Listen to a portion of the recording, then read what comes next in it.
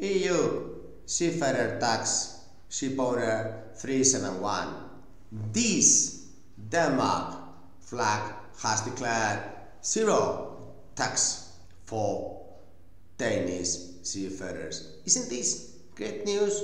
How about Estonia? Thank you from my heart, Estonia. Same thing.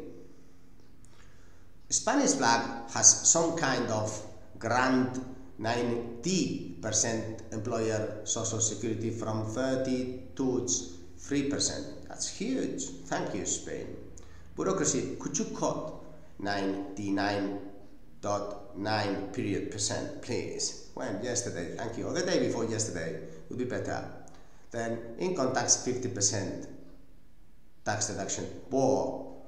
Is Europe going to get hands to its strategic maritime sector? Because every time we have a seafarer going out of Europe, that means on board a ship with or without European flag, that hero and that ship owner that generated this utility, this planet of employment, yes, without hero ship owners, there will be no business, no jobs.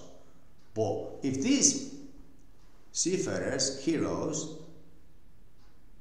bring, let's say, 40,000 euros direct, indirect, we all know, is 10 times more. So total is 11. 440,000 volume, financial volume generated by one hero seafarer brought to Europe. Now, if this was tax-free, then the whole new generations of Europeans would be flying to join maritime strategic sector. Why? Because Europe is an appendix. 50% of world commerce is around Europe. Yes, please think about it. Not once.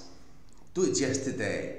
Tax zero seafarers, European flags and flag of convenience, whatever flag, because this intrinsic value huge for perpetuity, isn't it right? Then politicians, why don't you get your act together instead of saying this, Estonia that, Spain that? Why don't you all get together and say zero? Come on, let's compete like others do. Thank you, bye.